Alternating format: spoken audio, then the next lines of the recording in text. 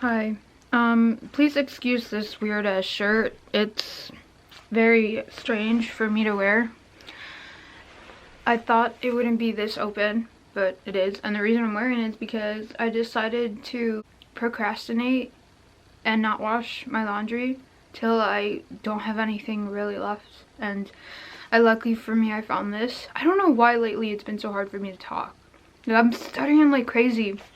It's so annoying, but whatever. I didn't really know what to talk about, but I do get, what is it called? Not homesick, but something like that, not being around you guys. Because I honestly don't think, have you guys ever had a hard time trusting people around you? Because sometimes they're either not fake, but they don't seem to have your best interest at heart. Sometimes I feel like that with the people around me. It's not because they're out to get you, it's more of like they just don't really know the real you. Does that make sense? It's kind of sad to look at it that way, but it's also the truth, and sometimes you just have to accept things for what they really are. Ignore my giant ass volcano right here. It's growing and it's going to take over the world. So yeah, that's a good update to talk about. I'm looking over here because Arias is pulling on my phone cord and he's too cute to yell at sometimes, but he still needs that discipline. I don't know. Sometimes I can't take the hair out, so I just eat it. Is that gross? It is. What I wanted to talk about today, I've been wanting to talk about this, but I don't want to be too down in my videos, you know, but I also don't want to pretend life is, look at the light, it's freaking annoying. Maybe I should move. Should I move? That light is so annoying. Here, I'm gonna move. I'll be right back. I was gonna move, but I just closed it because look at Arias. I got a real life teddy bear in the back. We have a guest today on the show. I've been wanting to talk about, I know it's bad, but I focus on the bad, like the sad stuff that happens, because I'm not a very strong person.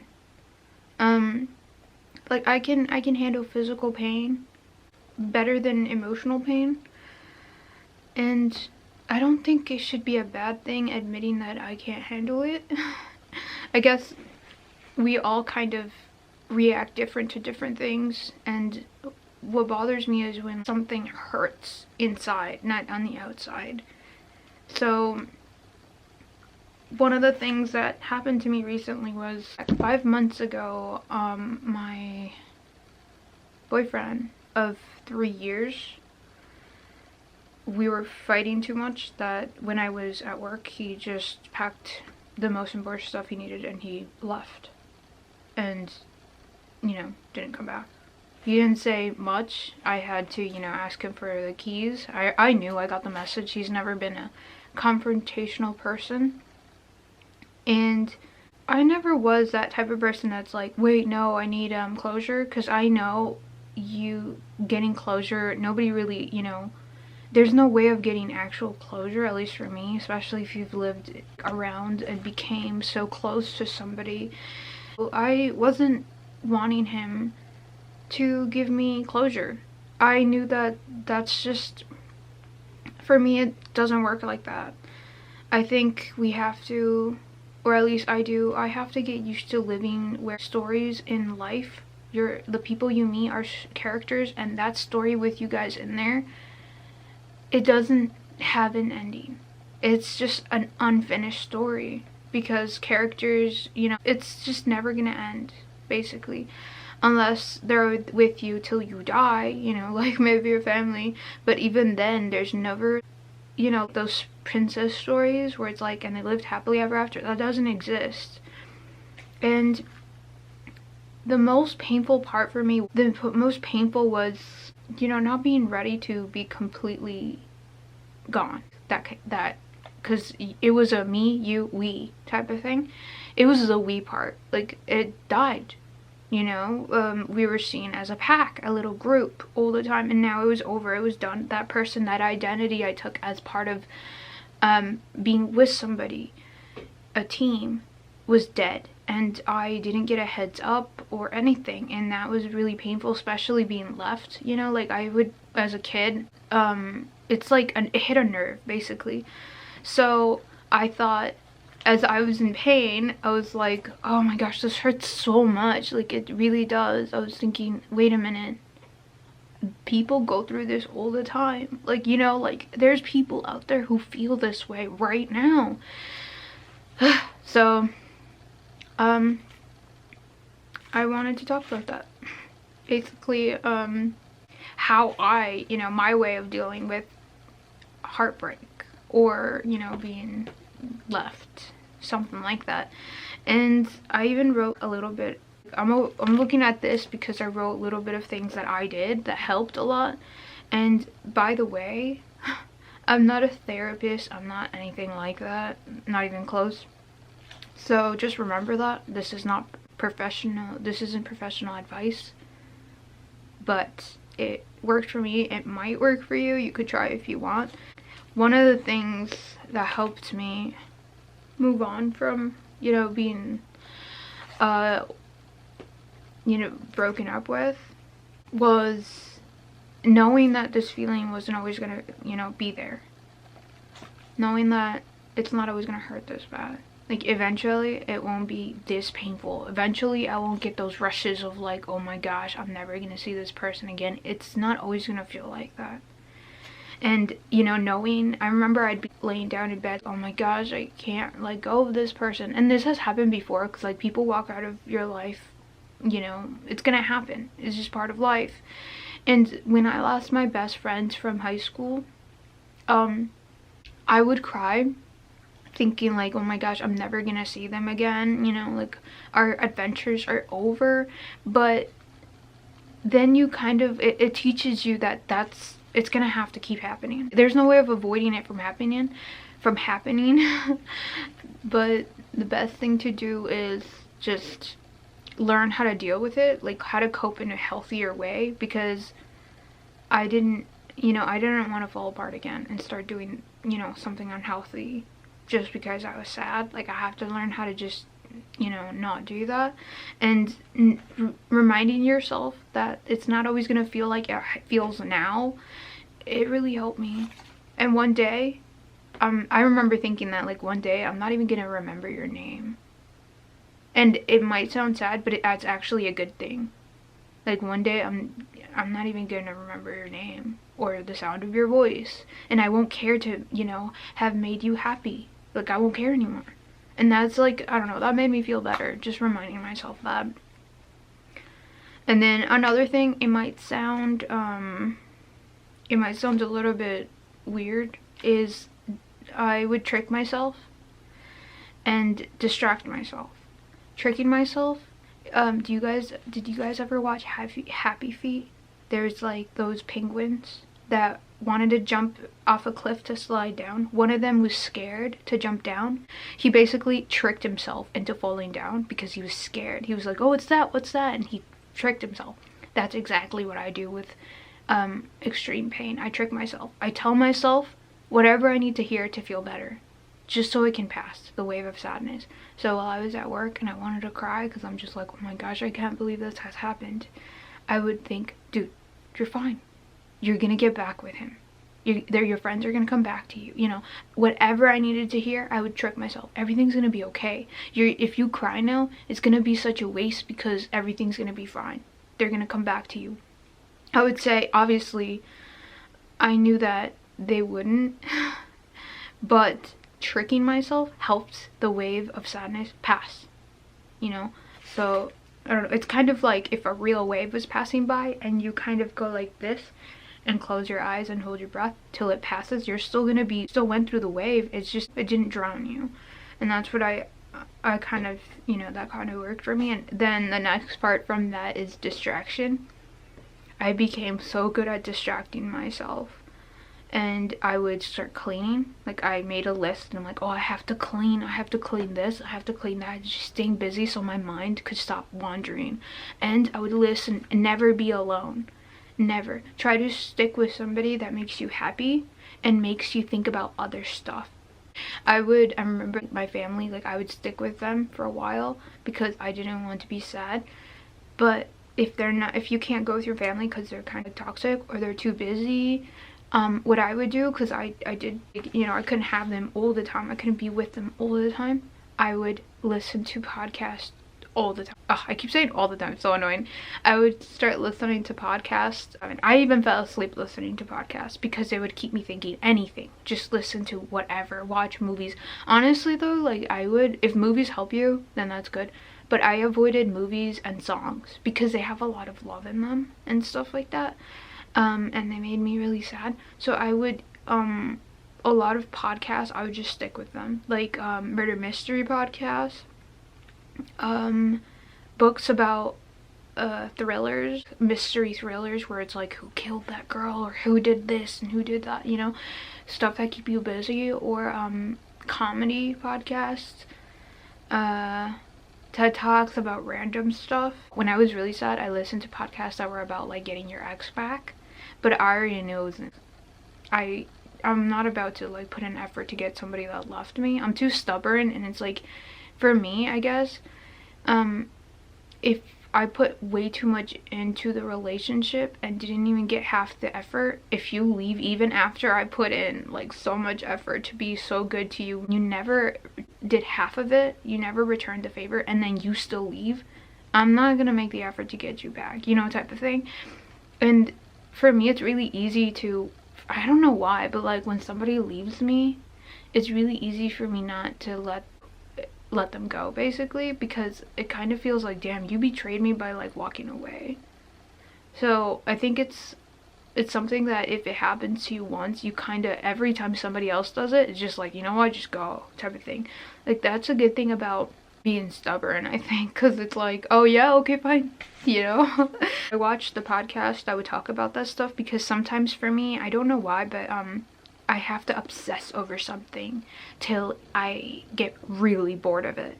So I obsessed over understanding why they left, understand why they didn't want to be around me, why, you know, everything. Till finally one day I was listening to the podcast and I was hearing the song do do do do do do do do do, and I was like, ugh, I'm so bored. Like, I just want to read a book or something. And I was like, man, I'm finally, like, getting better. That's how I knew. It's like, this is so boring. Like, I really don't care. Friendships and supportive family members. I think I already mentioned this. Members that care about you, you know, people that are nice to you, friends. I don't have friends. Like, I have you guys, but I don't have people, like, physically here. But I do have family and a cat that does want hugs a lot, so that's good. I'm really grateful for Anadius. Adius is very physical. He wants to be hugged. And then my sister, I think. My mom and my sister are probably the strongest supportive people. Not supportive, like, I'm not saying, like, I have dreams and they support me. I'm talking about when, you know, this is how you know somebody's good for you. When you tell them something bad has happened to you, do they stay by your side to make you feel better? You know, or did they get uncomfortable if you cry near them? If they get uncomfortable when you cry near them, that's not a supportive person, at least not in my eyes, because I feel like the hardest hardest way to support somebody is when they're at their lowest. And if you can't support me at my lowest, then why would I want you around when I'm doing good? With me, when I was going through hard times, my sister and my mom were, like, there for me. I couldn't even tell my brothers, and I think it might be because they're guys. I don't know, or my life is kind of boring to them.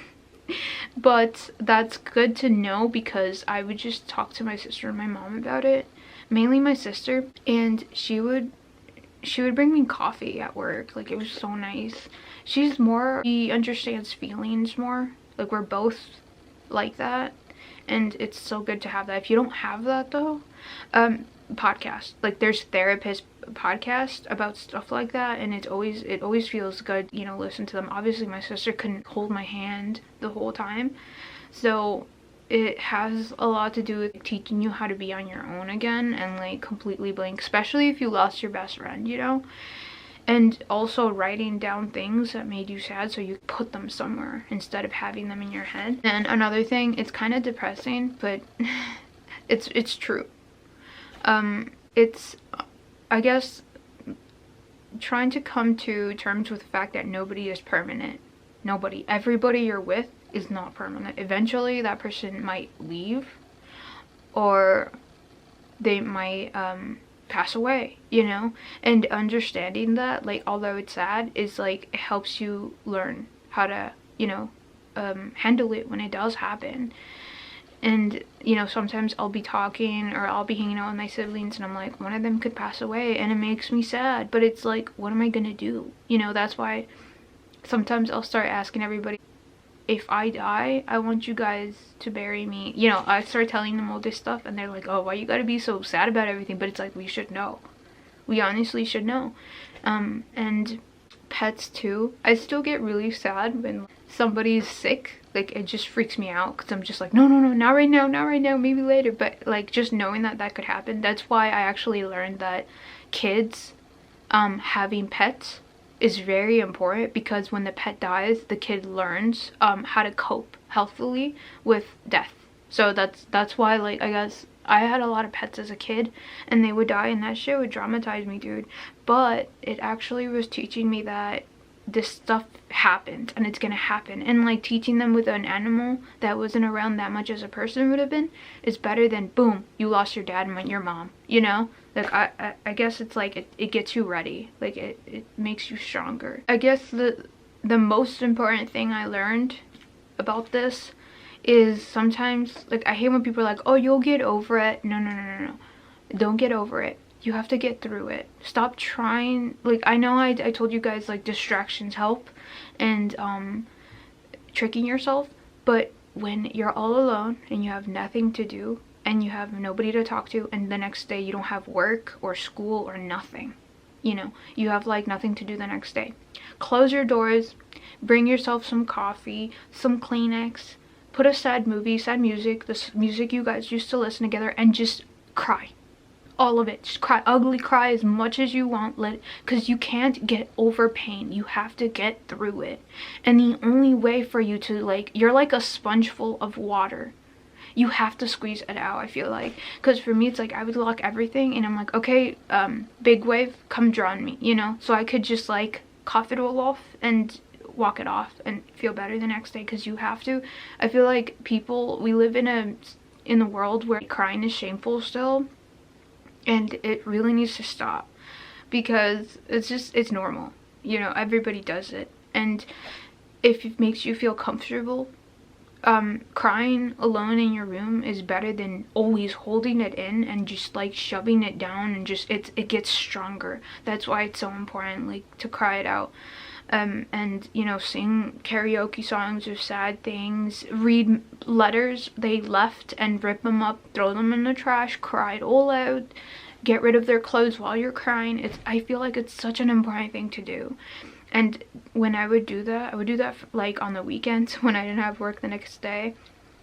Eventually, when the weekend came where I'm like, hey, I could do that again, lock myself in and cry, I was just like, I don't want to. And I played this song that would make me sad, and it's like, I don't care. And that's when I knew I was ready to go, you know, like, I was ready to move on. I think it happened after 3 months. I was good. I was fine. And yeah, I'd get stuff that would remind me, but it didn't hurt anymore. It was kind of like, oh, that, you know, like, it was just so weird. And that's why I think the best thing you could do is let it hurt, but don't let it destroy you, you know? Let yourself feel. We're human, we're supposed to feel. But don't let it break you down, you know? Like, it's not unhealthy to give yourself the permission to grieve it. You lost somebody, you know?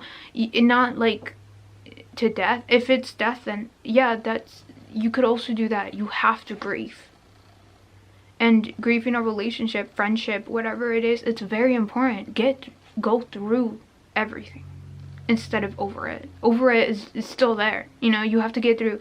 You don't go over the mess. You have to get through the mess and figure it all out. And I think that's very important. I hate that a lot of people don't do that. And it sucks, because I always watch my family and one person will be going through something, or a friend, and people don't want to help them, you know, get through it or whatever. And I would hate that if one of those people that's going through something harsh is you guys, and I don't know, it's just, you have nobody to help you out. You're kind of on your own. So that's what I wanted to share. I kind of wanted to give you guys my what are it? Cheat codes. My cheat codes of how I dealt with it. Basically, what I wish I knew before it happened would have been everything I just mentioned. So now I'm just gonna give it to you guys. If you guys have your own cheat code, please write it in the comments so everybody knows, even me, in case, because it's gonna happen again. We're all gonna be broken up with or break up with somebody. It's important to, like, you know, have something to be ready about. Yeah, that's about it. It's been 5 months now and I'm completely moved on. I don't care about my ex anymore, and that's freedom, you know. Like, it almost makes me feel like, dude, I never want to, I don't know. I do want to love again, but like, I'll never want to love somebody like him. Like, I learned my lesson, and I think that was the point. Like, that's why I was with this person, and every other person that I've been with, it's either a lesson or they're the one type of thing. And although it hurt a lot, it did teach me a lot. And the most important thing too is, when somebody hurts you, don't ever hurt somebody else the way they hurt you. I hate that. Don't let a bully turn you into a bully. What people in the past have done to me, I would never do that to somebody, because guess what? I know how it feels, and that could change somebody. And some people they're not aware enough to realize, like, you can't do that to other people. If somebody makes you angry, you can't go pick on somebody to make them angry. Instead, help people that have gone through the same thing you have gone, help them out, because now you know how it feels, you know. That's why I'm like, oh, I'd rather help people with heartbreak and abandonment than encourage or like do what I was done to somebody else, if that makes sense. I don't know, but sorry for this shirt. It's extremely inappropriate. But you can't see anything, everything's covered up. My laundry hopefully will be done soon, and when it's done I can go get coffee. I love coffee, it's so good. Anyways, sorry for this video being so, you know, sad, but I'll see you guys next time, okay? Bye. It says bye.